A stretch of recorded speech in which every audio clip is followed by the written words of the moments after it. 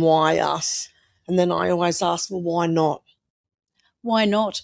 You know, the why question, honestly, that is the first principle of mastering questions that I teach practitioners when they do NLP, and that is, please do not ask why if it's about your shiz, if it's negative. So why is this happening to me? Because you will go down the biggest rabbit hole known to man. Beyond. I do have a story when you said, is there something that was life-changing? So one of my best friends, Pascal, her partner got severe cancer, and when I went to the hospital, I flew down to Melbourne to see him, and we sat there and he said, oh, why has this happened to me? And I said, well, why not? And I said to him in the hospital, I said, I can see you speaking in front of lots of people. Wow. You are going to change something really big by you having this experience. I've actually got... I'm the same. Oh, my gosh. Chill from head to toe. And out of the 42 people on his ward, Simo, his name is David, and out of all the people on his ward, only 2 people survived this particular cancer. Whoa. And he was one of them. And about a year ago, he got invited to speak in a big forum to doctors from all over the world regarding his survival, to raise money for new equipment for the hospital. Amazing. And he was the guest speaker. Oh, my gosh, that is so good. And when I said to him, like, because when he said, why did, and I said, well, why not? You could, help so many more people through your story.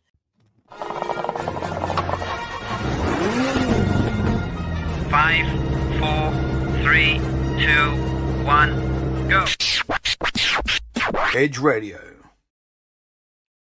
It's Edge Radio Australia, and what do you know? We are sitting on the hot seat today with this beautiful lady, and I hope everybody embraces themselves, because this lady was already told before she even met me that she was going to go on radio.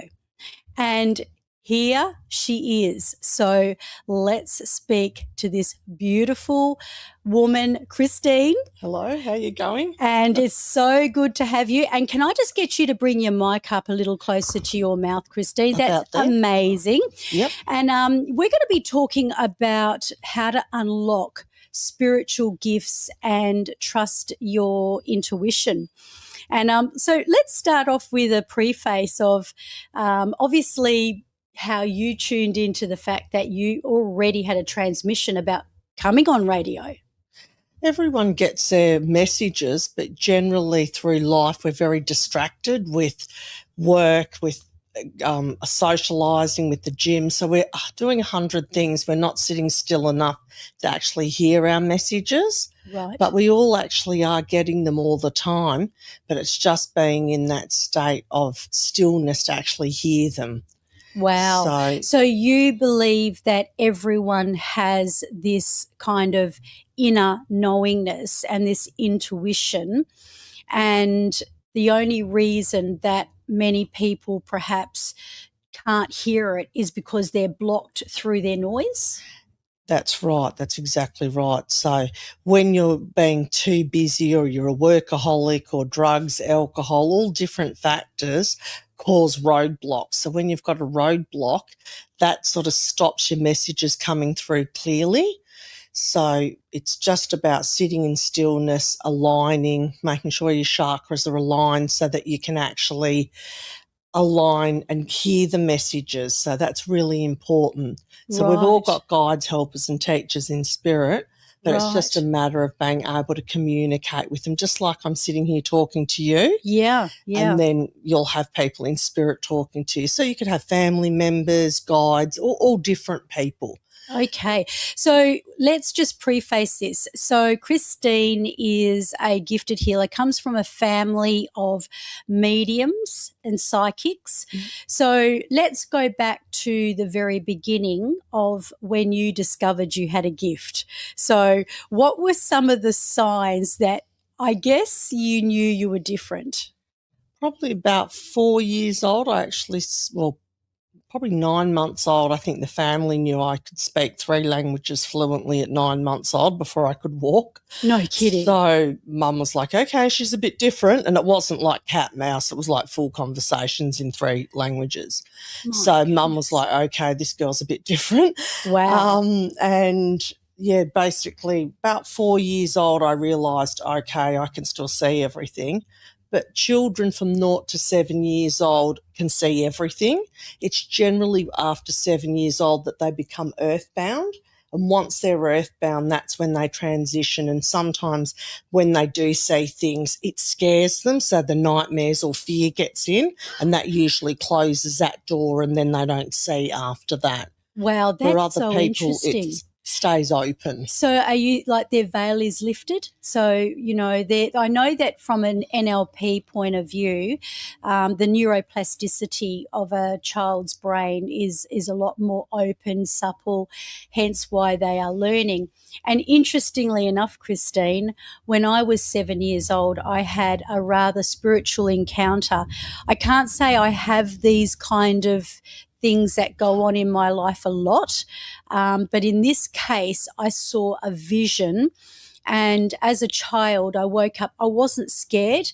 It was almost like the aura or the outline of what my mum and I both say today was Jesus. Yes. So it was like Jesus was standing there and, you know, showing me, you know, his aura. And the very next day I told Mum, and she said she'd seen exactly the same vision. So that was kind of, I totally get that. So, okay, so if everybody's got this gift, when did you start using yours? I started using mine. I started about 18. I thought, oh, I might study astrology. So I studied astrology for 2 years with the amazing Warwick Sayer. He's an amazing astrologer. And then he sort of said, oh, look, I think your gift's a bit different. And I'm like, I don't want to leave the class because I'd found like-minded people, and it's very difficult to find like-minded people. Yes. And so then he said, no, you've got to do something else. And then a friend of mine booked a reading in for me, which I didn't even know what that really was at the time. And the lady, when I was going to leave, said, and I'll see you on Wednesday for Circle. And I was like, oh, okay. Didn't even know what that meant. And 8 years later, I sat in Circle, and just you learnt something different each week. So you kind of harnessed it. So you went from it being like an inborn, innate sort of a gift. Yes. And then you kind of opened it up. I guess it's a bit like, you know, we all can open our gift up to whatever our zone of genius, hence the name of the show, the Genius Zone. Yes. So we can open up that gift. It's very interesting because my mother, who is a very, very strong Christian today, yes, and I actually warned her and said, Mum, I'm going to be having this talk with a lady today who is a medium and a psychic. The fact is that many years ago when I was a small child, my mother was also a psychic. And to this day, she has that same intuition as I do as well, only she became a Christian. So it kind of converted from the word psychic to insight and prophecy. Yes. And she still picks up a lot of things. And another thing too is that I found my intuition has become next level since my husband passed away, which was only in November last year. But it was as if the veil had lifted. But we can talk about things like that a little bit after. But let's talk about you actually solved a criminal case. Yes, I did. In the eastern states. Yes, I did. Through your ability. Can you talk us through that? Because that will be a very exciting story.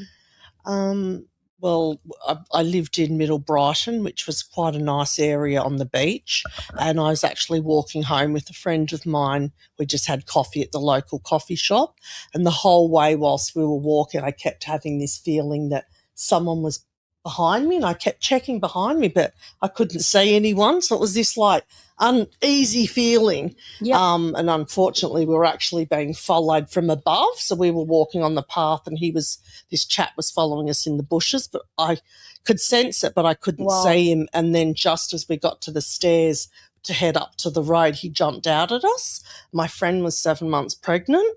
So I grabbed her hand and we ran up the stairs and we stopped traffic because we didn't know what he was going to do to us. Yep. So when he realised we'd stopped the traffic, he ran because all the cars stopped on Beach Road. Yep. And when I got home, I said to my friend, I should ring the police and report it, and I didn't, which was a mistake. I went against my gut feeling. And the next day I was driving home from work and my guide said, turn the radio on. So I just turned the radio on and I heard a young lass, about 20-year-old, had been held at knife point at the same cafe that we'd walked out of.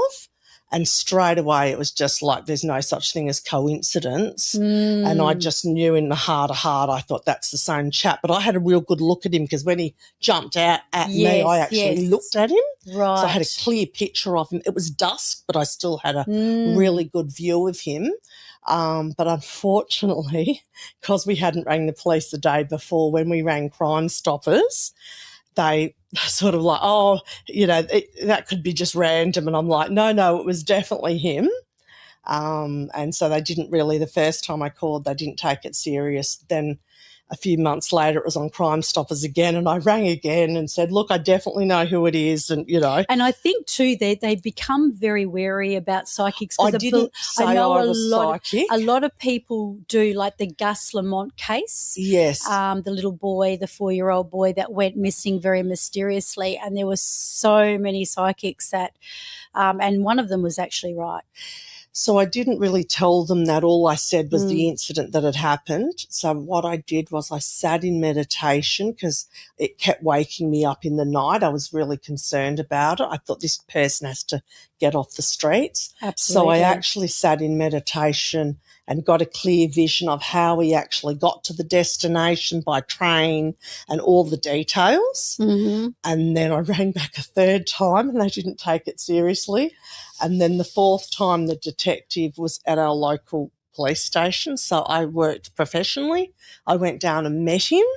And I thought it's probably better if I meet him in person. Yes. And then I gave him all the details that he came by train the day before, he was in the area and hence carjacked a girl at knife point. And eventually they took it seriously and they called me back and I did a photo of what the man looked like. Mm-hmm. And I'd forgotten about it because it's sort of you're busy working, and then about 2 months after I did the photo, the man drew up a sketch of him and they do the eyes and all different things. And then I was actually at work and it was an unknown number and they said, I just answered it. I thought, I don't know who that is, but I'll answer it. Yes. Yep. And it was the police officer and he just thanked me they solved the case. They solved it. I think he wanted to ask sort of how I knew all the details, but he just said, look, I don't know how you knew all that, but thank you very much. Yes. And you're right. And I'm just was happy that, that, and look, he's off the street, I think basically. they do occasionally, forensics. They will occasionally bring people through, especially if they are well renowned. But I hear what you're saying. So number one, to open up that intuition, we've got to be in that nice, calm, clear and peaceful state. Yes. So the mind's got to be clear. That's right. And with that mind being clear, they say to meditate, they say to, allow yourself to be present so that you can tune in. And I have to say that I've been getting a lot of downloads myself. So since my husband passed away, and I've just had a download recently. I've had a lot, but this one came quite urgently without any facts attached whatsoever. Yeah. And interestingly enough, I decided I needed to act on it and the time of it when it came. So I was kind of I had this intuition about someone very close to me that there was trouble, there was strife. And then I went to sleep, and then the next morning, and I still had it. And so I thought, I can't just hold on to this, even though I had no facts. And that's what makes it harder. You have no facts. You It don't kept waking know. me up in the night as well. You don't know for sure whether it's true or not. Interestingly enough, my mother and I discussed it with my mother, and we discovered it was true. And it was right to the point. We've got some questions, and I think, for people out there that are really, really wanting to tap into their own intuition, but please do, yes. On what you said. So the most crucial, important part is if you do get messages, that about 80% of the messages are actually symbolic. They're not literal. Yeah. And this is where it can be, like between a good mechanic and a bad mechanic, a good medium and a bad medium. It's just differentiating your symbolic and literal messages. Because if you go to somebody and they do a reading and they say, oh, you're going to, guess what, Terry, you're going to buy a new red car, because they see a red car, but the red car could be a vessel, a journey of love, to do with the heart and the car journey. It's like dreams, isn't it? I love, as I became a clinical hypnotherapist, we did study a chapter on dream interpretation. And, if you dream someone dies, it's not literal. So it's not literally that someone or that person dies. It's that you might be dying to something that's going on in your life. That represents a closing chapter. Death and rebirth. Yeah, cycle. Death and rebirth, a cycle. So, and it's interesting too, because even with the subconscious, I understand when people are sitting in the hot seat, they want to, quite often, because I tell them they don't have to tell me a lot of the content. It's interesting with reverse psychology that people want to tell you. Yeah. So you'll say, look, you don't have to go into it. And then suddenly they're telling you their most intimate secrets. But the reason, and I feel like it's attached here, the reason that it's not important to know content is because it's based on the subconscious and the above super consciousness, which is metaphoric. Yes. And symbolic. So it's more relevant to find out what is the feeling. That's right. So the feeling behind it, like, is it a feeling of fear? Is it a feeling of helplessness? Or is it what that feeling is? Because the chances are, like what I was teaching in the workshop, people have probably had 1,000 different experiences, but somehow there's been some very significant ones. So can you tell us maybe a little story about, before we hit the road running with some of these questions, yes, about how you have been able to see into someone's life and how it's helped someone, perhaps through your readings or through your mediumship, or maybe a story that will really enlighten the audience to really get hold of what you do? Well, basically, you're giving people a guide of what their life is going forward, and teaching people that if we carry the past, we can't move forward. True. So forgiveness is our big one, making sure that whatever happened in our life, we have to let go of that to make space to move forward. So and expectations is another big one. Like there's not many people, and it's a really hard thing to give without expectation. Like when we give something, we're subconsciously always wanting something back in return. And if we learn to actually give from the heart and open the heart, and as opposed to giving with expecting something back in return, that's amazing. That's amazing truths right there, because you can't give away anything you haven't got. That's the first thing. Yeah. And it's just incredible because, the forgiveness, all these things correlate with a lot of the teachings that that I have, and making room for new things to come on in. That's right. So I always say to people, don't act quickly on, moving forward, like especially with a relationship or something significant. If you've just come out of one that's hostile or where there's a lot of hurt, because the chances are you're carrying that hurt and then you're putting out that kind of signal. And the thing that I get a lot of people, and they'll come in for a reading and they want to know, oh, am I going to, meet my, my lover, my, romance? And I say, well, tell me 10 things about yourself. What are your 10 best qualities? And they, might get 1 or 2 or 5 and get really stuck. And I'm like, well, you've really got to spark the love in yourself before you can see that reflected back in others. So you really need to spark your own fire first and know who you are, center yourself, and then be equal, because you don't want to be in a relationship where you're not equal. It's really important that financially, spiritually, emotionally, on all levels, that we need to meet our equals. Yes. We don't want someone above us, but then we don't want someone below us either, because we don't want to be rescuing people, picking them up. My gosh. But then we don't want someone that's not, that's ego-driven. That's, the key to it is really balancing the soul and the ego. I love that. And that's, once you learn how to balance, you need your ego, because that's your egoic self. Without your ego, you can't be successful. You can't, have your house. You can't, have all the wants and needs. But you need the soul to balance that. If you're only driving in one gear, the car's going to end up going backwards. Wow, I think everybody needs to hear this. You really need to make sure that and relationships are the key. You have to have balance in a relationship. Yeah. And I'll have people come to me and they go, oh, my husband had an affair or my wife had an affair. Oh, I had no idea. And I call BS on it. Excuse the French. Yeah, no, that's French. okay. You can speak French. We speak a lot of French around here. Because I call them out on it, because there are signs, but you chose not to see them.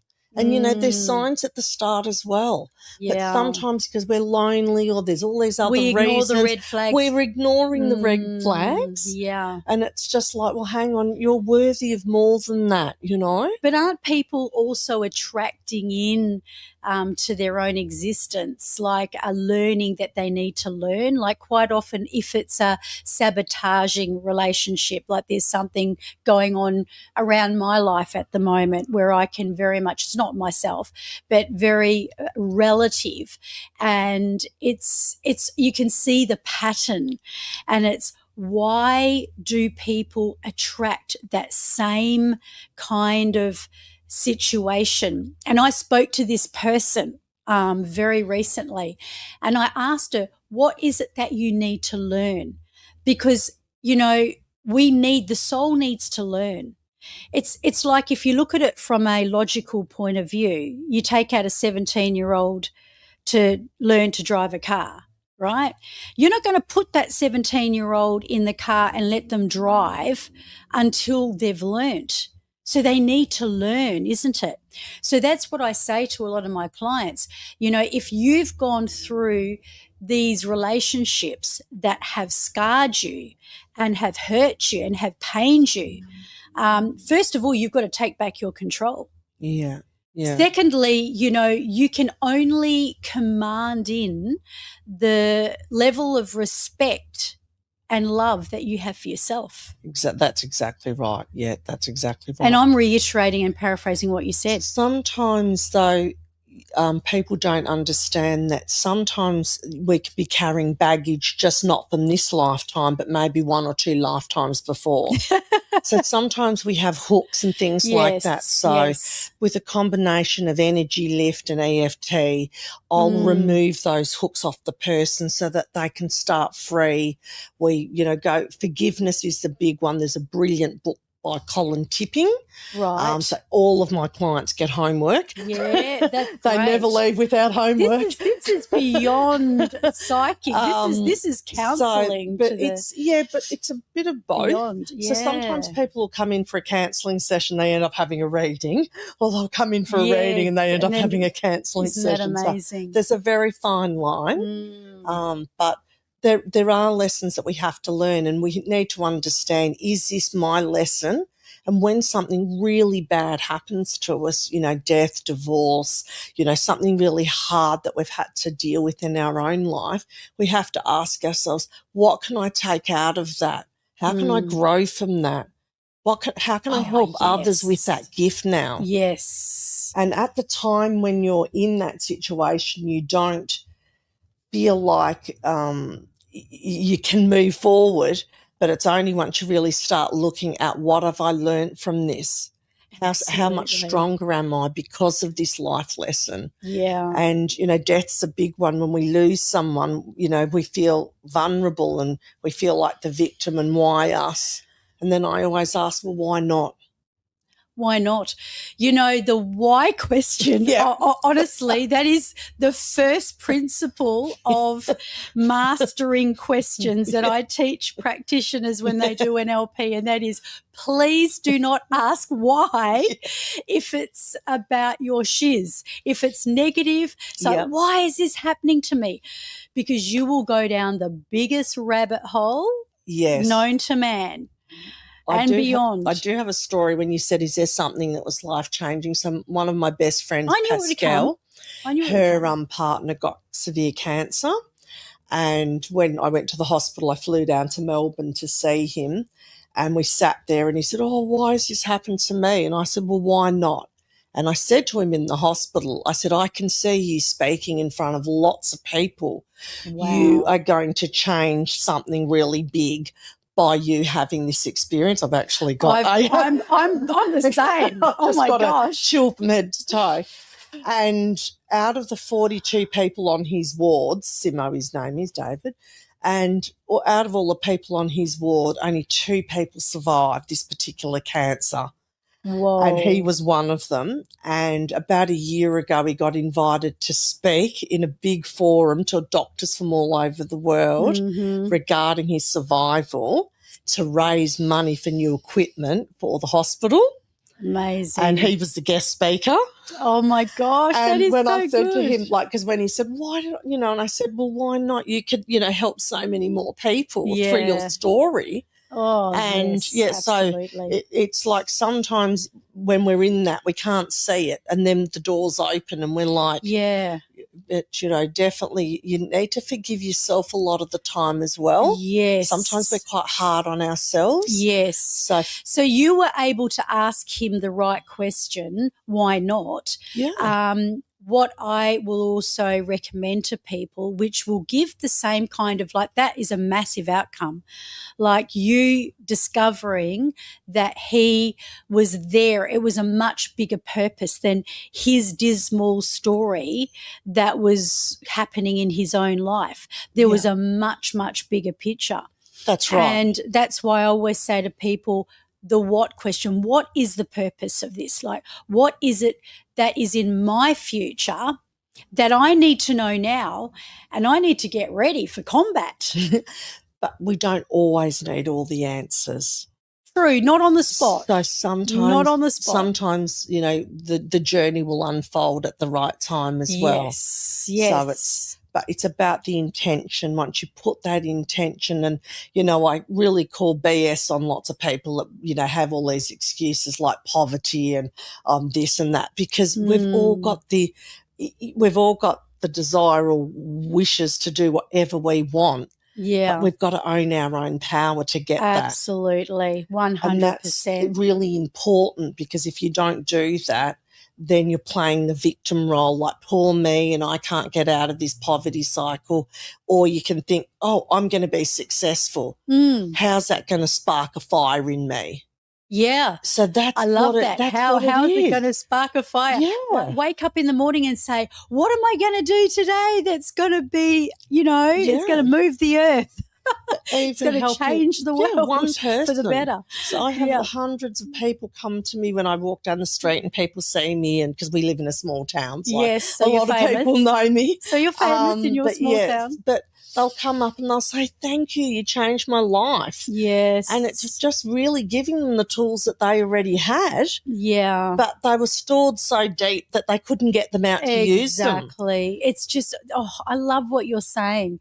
You know, here's me saying, well, you know, we come from the psychic kind of gift mix ourselves in our ancestral lineage. Yes. And we've sort of become Christian. What you're saying is just so on point with what I believe, what I teach. Here's our first question. So this comes from, is it Janice? I believe so. Janice from LA. When intuition comes through for you, is it a feeling, a picture, or a strong knowing, a voice, or something else entirely? What a great question. Excellent. Because I would say that this woman, you probably know a lot about even neuro-linguistic programming. A lot of people that do NLP follow. Yes. So they understand about the senses of visual, audible, kinesthetic. Yes. So how would you answer that? All of the above. So sometimes it's usually it's my guide speaking to me. So when I was driving along, like I said, I got the message, oh, you're going to be on radio. And I just like, oh, okay. And it's like having a conversation with my sister sitting next to me. But so it was audio? I can hear it. It was audio, right. But when I'm doing a reading, I will see the messages come through. So I literally can see it just like you sitting there. I'll see if the person sitting in front of me, if it's people on their mother's side of the family, they'll walk through on the left from where I'm sitting, and if they're from the father's side of the family, they'll come through on the right. But the thing is, when people come through from spirit, sometimes they show themselves when they were at their prime. So they might have passed when they were 80, but they showed themselves when they were 27.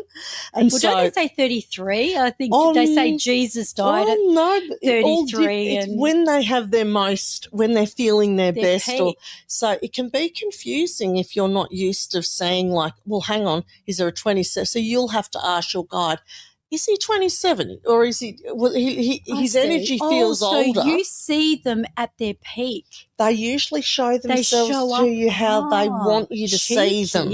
Cheeky. So you've got to and then check with your guides. Okay, how old is this? You know, was it a grandfather? Oh, okay, he looks really young. Okay, you're showing him. Oh, he's a joker, and then he'll say a joke. I did have a gentleman come on the Gold Coast when I was working there. And he was a big bikey chap and he came for a reading. And as soon as he walked in, I got Lamingtons. And I'm like, oh, my God, I'm not going to sit here talking to this bikey about Lamingtons. But the whole reading and went really well. And at the end, he was a big, tall chap.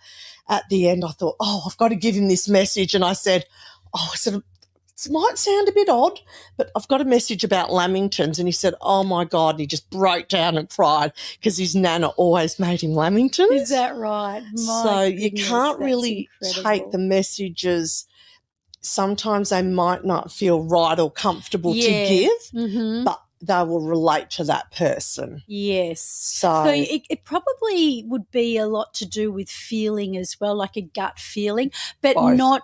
not necessarily like when I had this transmission come through, I swear my husband tips me off. Definitely, 100%. And I really, really, really felt it. It was very specific because I find myself asking the question, I'm not supposed to know that. How do I even know that? I don't even know that person. Yeah. You know, and it's and then when it's confirmed, I'm just gobsmacked. Yeah. But I do understand, you know, like I can tell if it was, for example, I can be a worrier. And I think a lot of us will get kind of plagued with the monkey mind. Definitely. And this is the thing where we need to differentiate between the monkey mind that is telling us stuff because, like, for example, I did a quote last week, don't always believe everything you think. Yeah. Because sometimes when you're just thinking out of your own ego about what that person said or what is happening, you're making it up. Yeah. You're Definitely. making up that story yourself, and that's having an impact on you. So that's where I believe determining what the difference between the monkey mind Yes. and your intuition is. Do you have any tips around that? Like, how do you know the difference between it being that ego part of us to this is a transmission? Okay, it's definitely. So it's the first message that you get. So if I'm sitting here and I get the message, it's the first message that you get is your spiritual message. The second thought that you have after that first thought is your literal mind coming into play going, oh, hang on, that couldn't be right. So that's your thinking mind. Yes. And that's where the monkey mind gets confused. Like, hang on, I got this message, but I'm thinking this. Yes. So that's where you have that difference. So you've always got to trust 100% that first thought. Right. It's interesting, isn't it? Because it's like I had, even to something that doesn't seem that relevant. You know, I'm booking a trip at the moment, and I'm going to Bali in July. And then I wanted to look for somebody else, and it was actually my sister. And, you know, I found this flight, and something said to me, no, I'm supposed to tell her about that. And, you know, we haven't been able to get anything close to it. Yeah. And it's almost like things sometimes just drop in your lap. But I took the words out of Bronnie's mouth. So Bronnie's from New Zealand. Yes. She's highly intuitive, and she wanted to know the same question, like, how do you tell the difference between genuine intuition and your own thoughts, fears, or wishful thinking? So I think if I was going to come back with something on that, yes. If, for example, it was my monkey mind that had been leading me and guiding me recently in relation to someone close to me, I think I would have been in my usual state of panic. Yes. And I would have been overthinking, and I would have just been kind of in my own typical pattern that I can get into occasionally. Yes. Where this wasn't. I was very calm. Yes. It wasn't there. I wasn't thinking about it. And then all of a sudden it was there. Yes. And I went to sleep, and I woke up, and it was there again. Yeah. Well, that's generally a message. And because it's your unconscious mind as well. So the difference between, all of your intuition is exactly the same. Your intuition does have fears, it has worries, so all of that is encompassed in your intuition. But the biggest key is trust. You have to trust your own gift. So if you meet someone within 3 seconds of meeting them, if you get a bad feeling, it's a no. Yes. Trust that. That's all I can say. So the first few seconds, you reckon? Because when other people come into it and say, oh, no, they're okay, and you're like, well, hang on, I've got this funny feeling, and why am I feeling like this? So it's really about learning to trust yourself. And even with the gifts that I have, I've had situations where I didn't want to trust and I didn't want to listen. And, you know, sometimes it's just silly things, or, you know, it can be, we were going to a friend that's a medium, Cassandra, in Melbourne. We were going to the Mind, Body and Soul Fair, and we both took the day off work, so we were wagging work to go. She got a babysitter for the kids and the whole kit and caboodle. I jump up in the morning, bright and sparkly, look in the mirror, and I hear my guide saying, "You're not going." And I'm like, what? I'm going. I've taken the day off work. Cassandra's coming. We're off to this, you know, great day out in town, you know. Pick her up, and I don't tell her anything because I'm like, I'm not going to spoil our day. We're going, you know. And I'm still ignoring this message that I had about 4 times in the mirror. And we get to the end of Beach Road, and it's like you can't see the ocean. There's a big cloud, and I'm thinking, oh, gosh, this is eerie. But I don't say anything. I just think, just like, oh, okay, just keep going. Turn the corner. We get all the way to South Melbourne. We're going to Jeff's Shed. And we're literally about 3 Ks away from the venue, and I'm thinking, oh, my God, was just talking nonsense. We're going. And my friend screamed at the top of her lungs, "Stop the car." She screamed so loud, I just hit the brakes and pulled over. And I go, "What is it?" "I don't know. We're not getting in the car. Get out of the car." And I'm thinking, oh, my God, is my car going to blow up? What's happening? She goes, "We're not going." And I was like, it was so loud. And I'm like, and I didn't want to tell her that I'd already got the message in the morning because I was trying to ignore my own message. Yeah. I'm like, I'm going no matter what. It's Yes. mind, body and soul fair in Melbourne. It's exciting, Oh, of course, I didn't want to miss it. But we ended up getting massages and we took advantage of the day, but we didn't go. Right. So you listened. Oh, well, she screamed so loud, I stopped the car. We didn't get back in the car for like 12 hours. We were like, we're not getting in the car. So follow your gut instinct. I'm even a great believer that if I get stuck in a traffic jam or if I go down the wrong street and I end up in Timbuktu, as frustrating as it may be, I solve that frustration by immediately going, no, I'm on exactly the right path that I'm supposed to be. That's right. I was supposed to turn off on the wrong freeway because I don't know what would have happened on sliding doors if I had gone down the other side. That's exactly right. So, that's one of my little tips. Now, let's see. I think we've got one more, and then I believe that Christine's got something exciting in mind for us because she's going to draw a card. Yes, we're going to do Dreamtime cards, which is Indigenous. Actually, no, that one we've already had that one. So, okay, I think we're right on time. So why don't we draw the card? Okay. So when you're doing cards and things like that, the key and the most important part of giving a message is always making sure that you protect the space. So you always white light and protect the cards and the energy in the room. And can I actually ask for God to be part of this? Definitely. Because obviously I believe in Jesus and God. Yes, definitely. And I respect every other religion. I go to Bali and it's the island of the gods and it's an amazing place. And when you were talking earlier about Christians and about mediumship, so if we look back in ancient Greek history, the mediums, prophets would sit higher in the land before religion came through. Yes. And so all religions then afterwards came through. But if you actually look really carefully into all religions, they all still do have, well, Jesus himself was a medium. So, so he came back through.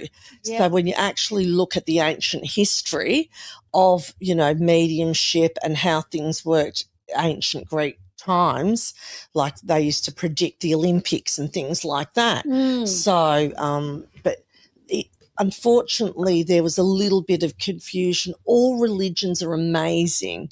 So every religion has good things in it, but like people, they can be good and bad. Yeah. If you do something too much where we're still not balancing that soul and ego with religion or politics or whatever it is, that's when the balance can come. It's not balanced. Yes. So as long as you respect, I get a lot of Christian people coming. Of the faith.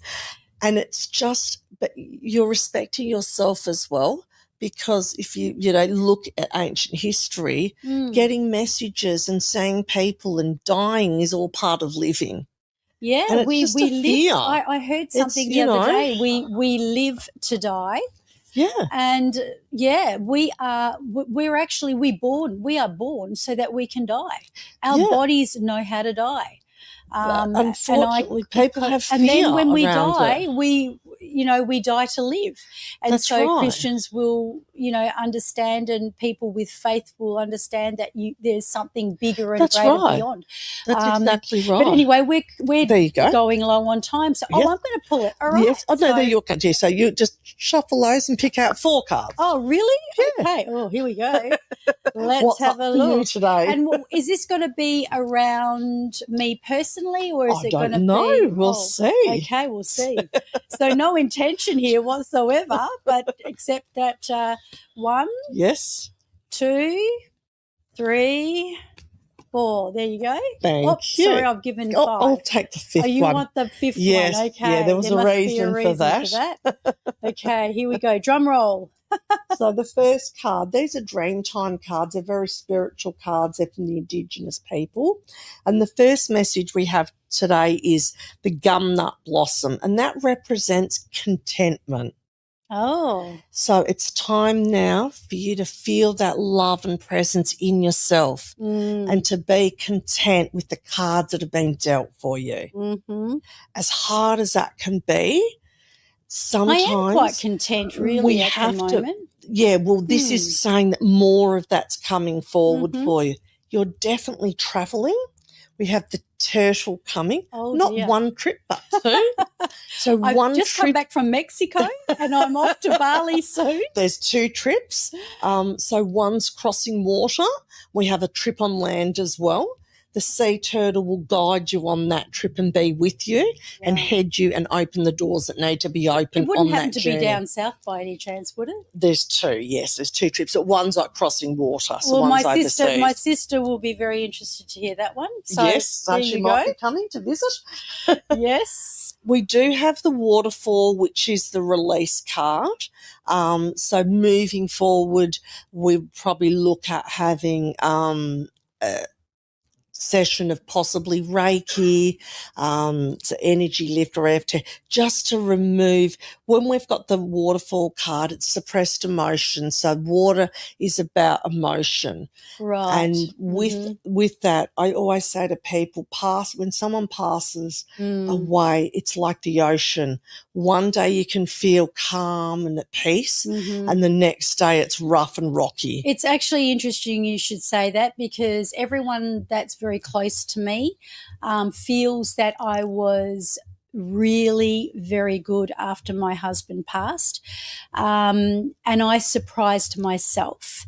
The fact is, when he passed, it was a relief. Yeah, of course. Because we'd gone through hell. I'm not going to go into that story, but it was a very long and tough journey. Yes. So when he passed, I felt very much a unitedness with his spirit. A blessing. So, when, the week before he did, it was almost like I asked him for an impartation. I believe I received it. Yes. I believe that he taught me how to be a widow. Yes. And I was able to deal with that. But it seems like the further I'm getting away from the 12 months of sheer hell, grief, it seems like the more I'm going, where is he?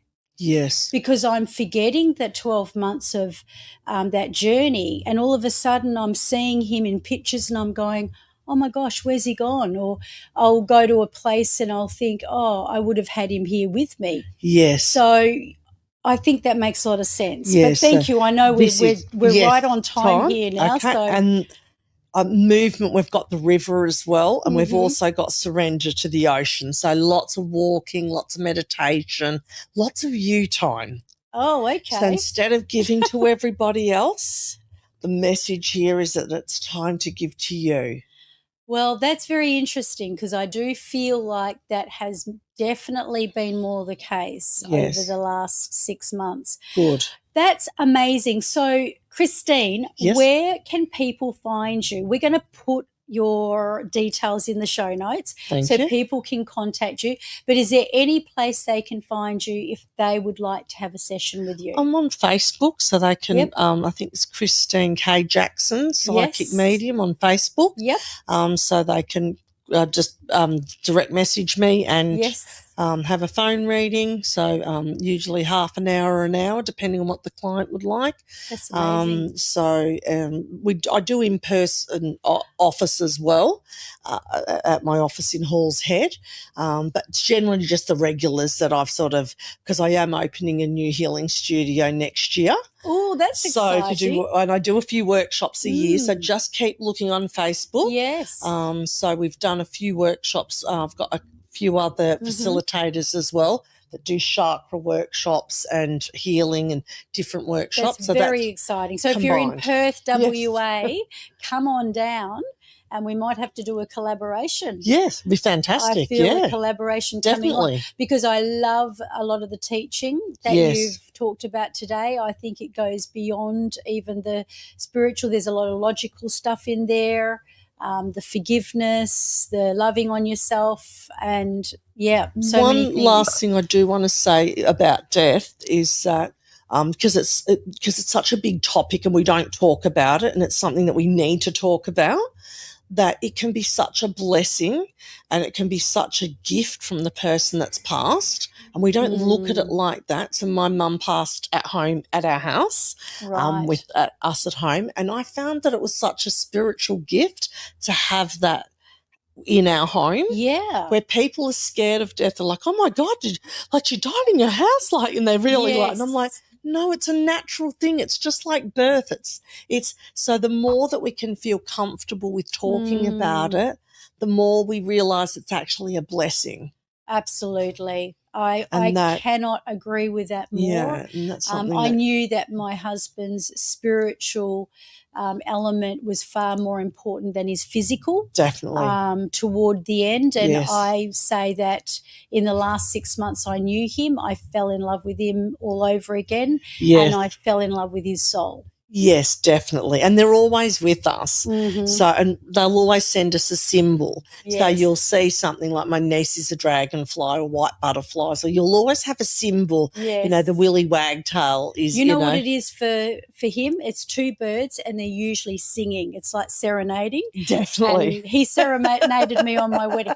Christine, thank you so much for coming on board. And it's been a blessing to all of us. And that's it from us, Edge Thank you. Radio.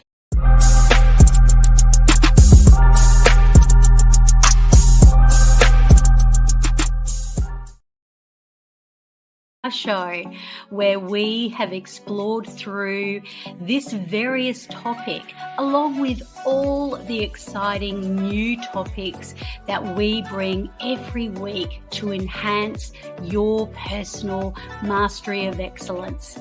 Now, I'd love you to do me a favor. In fact, be part of the Legacy 1 million that I have in the vision for 2028. If you know someone who really would benefit from this recording, from this episode, please share it with them. And when you subscribe, you get notified every week of our episode as soon as it drops. So let's do that legacy thing. Let's share, let's care, let's enrich. And I look forward to bringing you another week of the most enriching content. So until next time, stay inspired, stay awesome, and keep on mastering your excellence.